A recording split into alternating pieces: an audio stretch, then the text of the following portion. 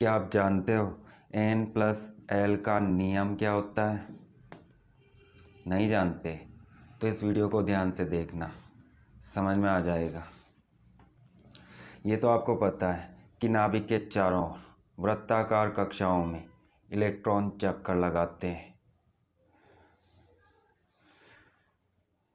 नाभिक के पास वाली कक्षा प्रथम कक्षा, फिर उसके बाद द्वितीय कक्षा, तृतीय, चतुर्थ, पंचम, षष्ठम, सप्तम, 7 कक्षाएं। कक्षाओं में इलेक्ट्रॉन कहाँ पर होता है? अगर आपने क्वांटम संख्याओं को समझा है तो आपको पता होगा परमाणु में इलेक्ट्रॉन कक्षा में होता है। कक्षा को हम कोश भी कहते हैं। कोश के अंदर इलेक्ट्रॉन उपकोश में होता है। उपकोश के अंदर इलेक्ट्रॉन कक्षक में होता है और एक कक्षक में अधिकतम 2 इलेक्ट्रॉन होते हैं। दोनों इलेक्ट्रॉन का चक्रण विपरीत होता है। दोनों एक दूसरे के विपरीत दिशा में घूमते हैं। तो ये तो आपको पता है।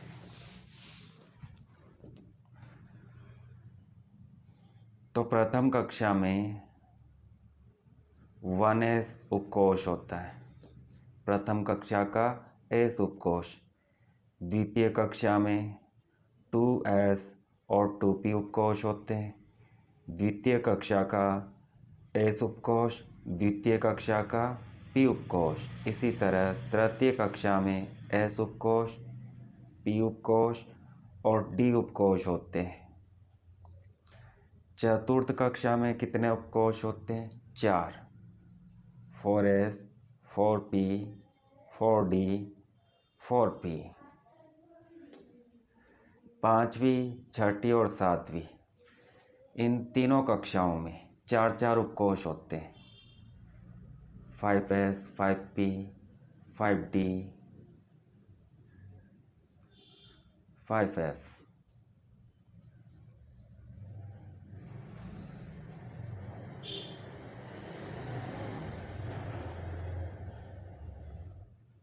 इसी तरह 6s, 6p, 6d, 6f, 7s, 7p, 7d, 7f। s उपकोश में अधिकतम 2 इलेक्ट्रॉन बढ़ते हैं। p उपकोश में 6, d उपकोश में 10 और f उपकोश में अधिकतम 14 इलेक्ट्रॉन भरे जाते हैं। तो जब किसी परमाणु में इलेक्ट्रॉन को भरा जाता है तो कहाँ से भरना प्रारंभ करते हैं? प्रथम कक्षा से। इसमें हम 2 इलेक्ट्रॉन भरते हैं, इसमें 2 भरते हैं, इसमें 6 भरते हैं, इसमें 2, इसमें 6। 1s में इलेक्ट्रॉन भरने के बाद 2s, 2p, 3s, 3p में इलेक्ट्रॉन को भरा जाता है। परंतु 3p में इलेक्ट्रॉन भरने के बाद 4s कक्षक में इलेक्ट्रॉन भरे जाते हैं। 4s उपकोश में इलेक्ट्रॉन भरे जाते हैं। उसके बाद 3d में इलेक्ट्रॉन भरे जाते हैं। 3p के बाद 4s में इलेक्ट्रॉन भरते हैं और 4s में इलेक्ट्रॉन भरने के बाद 3d उपकोश में इलेक्ट्रॉन भरते हैं और 3d में इलेक्ट्रॉन भरने के बाद 4p में इलेक्ट्रॉन भरते हैं। तो ऐसा क्यों करते हैं? 3p में इलेक्ट्रॉन भरने के बाद 3d में क्यों नहीं भरते? सीधे 4s में भरते हैं और उसके बाद 3d में भरते हैं। तो इसका कारण है ऊर्जा। ये सभी परमाणु के विभिन्न उपकोश या कक्षक हैं और जब इनमें इलेक्ट्रॉन भरा जाता है तो इन उपकोश की ऊर्जा के बढ़ते क्रम में भरा जाता है। पहले इलेक्ट्रॉन उस उपकोश में बढ़ते हैं जिसकी ऊर्जा कम होती है और बाद में इलेक्ट्रॉन उस उपकोश में बढ़ते हैं जिसकी ऊर्जा अधिक होती है। 3p से अधिक ऊर्जा 4s उपकोश की होती है और 4s उपकोष से अधिक ऊर्जा 3d की होती है। तो पहले 4s में बढ़ते हैं, उसके बाद 3d में बढ़ते हैं। 3d से अधिक ऊर्जा 4p की होती है, तो 3d में इलेक्ट्रॉन बढ़ने के बाद 4p में बढ़ते हैं। इलेक्ट्रॉन विभिन्न उपकोष की ऊर्जा के बढ़ते क्रम में बढ़ते हैं। तो इन उपकोष की ऊर्जा का हमें पता कैसे चलेगा कि किसकी ऊर्जा अधिक है और किसकी ऊर्जा कम है? तो इसका पता लगाने के लिए एक नियम है जिसे N+L का नियम कहते हैं। N+L। N क्या है? N का मतलब मुख्य क्वांटम संख्या या कक्षा का नंबर। L क्या है?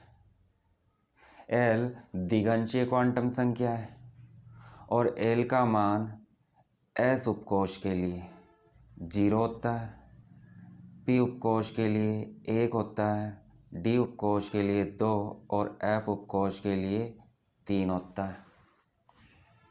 1s 2s 2p 3s 3p। 1s 2s 2p 3s 3p।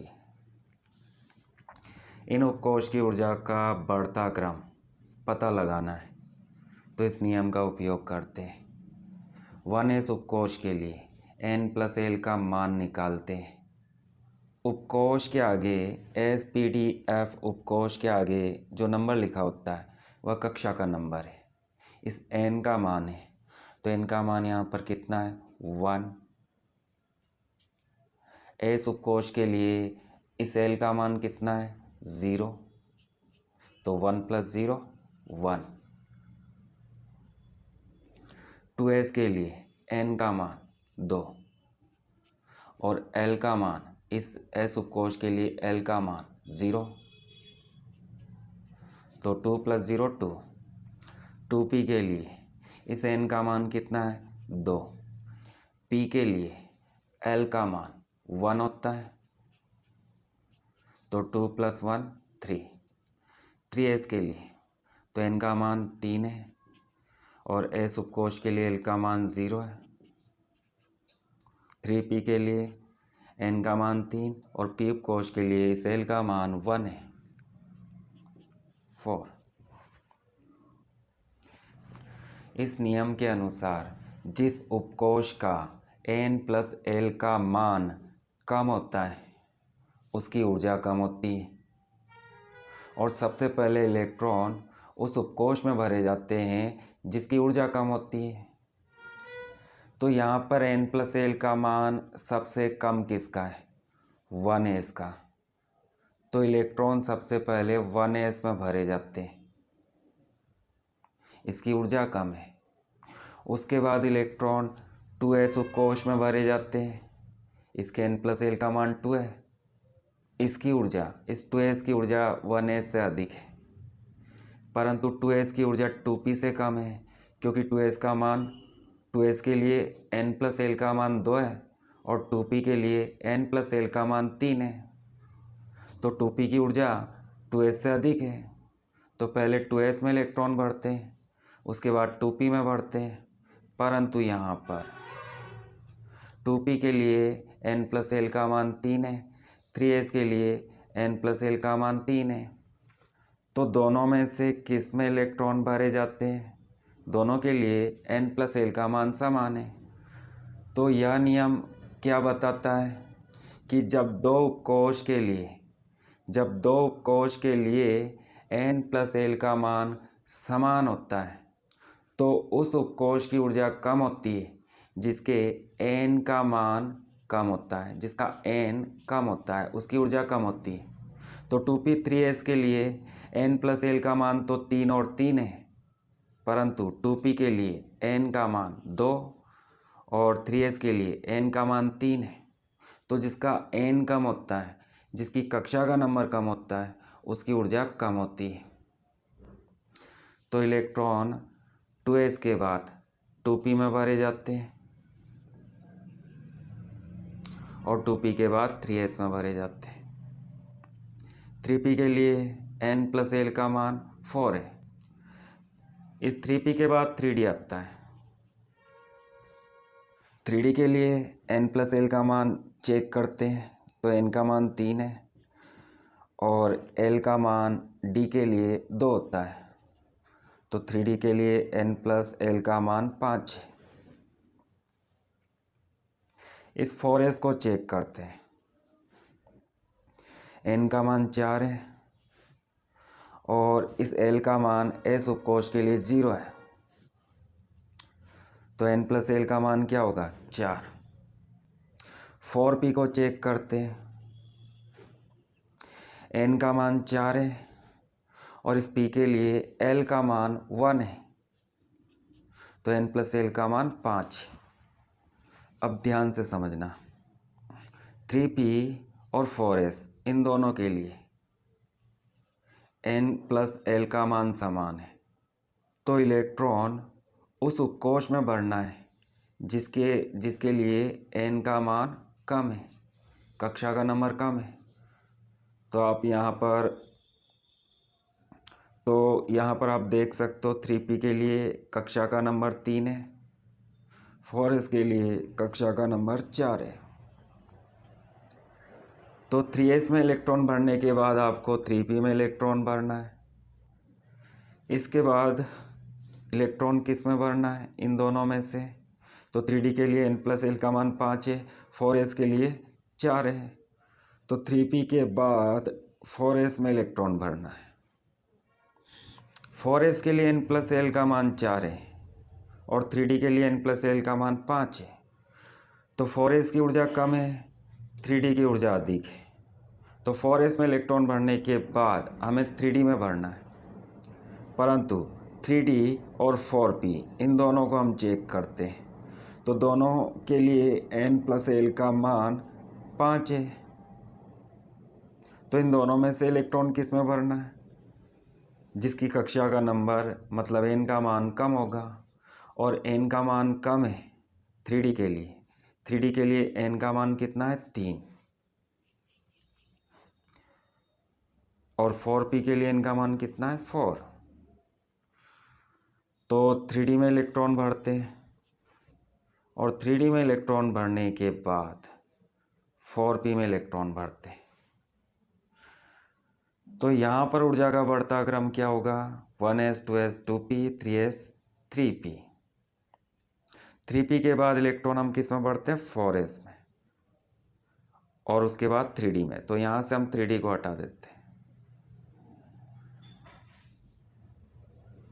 और यहाँ लिख देते हैं, और 3d के बाद इलेक्ट्रॉन किस में बढ़ते हैं? 4p में। तो उपकोष की ऊर्जा का बढ़ता क्रम इस प्रकार से होगा: 1s 2s 2p 3s 3p 4s 3d 4p। यह ऊर्जा का बढ़ता क्रम है और ऊर्जा के बढ़ते क्रम में इलेक्ट्रॉन को भरा जाता है। सबसे पहले इलेक्ट्रॉन को उस उपकोष में भरते हैं जिसकी ऊर्जा कम है, उसके बाद इलेक्ट्रॉन को उस उपकोष में भरते हैं जिसकी ऊर्जा अधिक है, और उपकोष की ऊर्जा का पता लगाने के लिए n प्लस l के नियम का उपयोग करते हैं। जिस उपकोष के लिए n प्लस l का मान कम होता है उसकी ऊर्जा भी कम होती है, और इलेक्ट्रॉन सबसे पहले उसी उपकोष में भरा जाता है। बाद में अधिक ऊर्जा वाले उपकोष में इलेक्ट्रॉन भरा जाता है। परंतु जब दो उपकोष के लिए n प्लस l का मान समान आता है तो उस उपकोष की ऊर्जा कम होती है जिसके n का मान कम होता है, जिसकी कक्षा का नंबर कम होता है उस उपकोष की ऊर्जा कम होती है। तो सबसे पहले इलेक्ट्रॉन उस उपकोष में भरते हैं और बाद में अगले उपकोष में इलेक्ट्रॉन को भरते हैं। तो जब n प्लस l के नियम का उपयोग करके विभिन्न उपकोष की ऊर्जा का बढ़ता क्रम हम लिखते हैं तो क्रम किस प्रकार से आता है?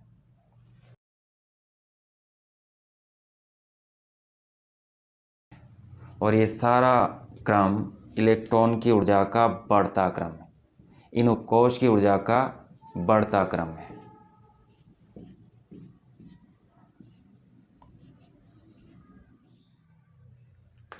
यहाँ पर जो क्रम लिखा होता है यह क्रम कक्षा के बढ़ते क्रम में होता है, परंतु यह क्रम ऊर्जा का बढ़ता क्रम नहीं होता है। इन सभी उपकोष की ऊर्जा का बढ़ता क्रम इस तरह से लिखा जाता है और इस क्रम को N+L के नियम से ज्ञात किया जाता है और इसी क्रम में इलेक्ट्रॉन को भरा जाता है। इसी को इलेक्ट्रॉनिक विन्यास बोला जाता है।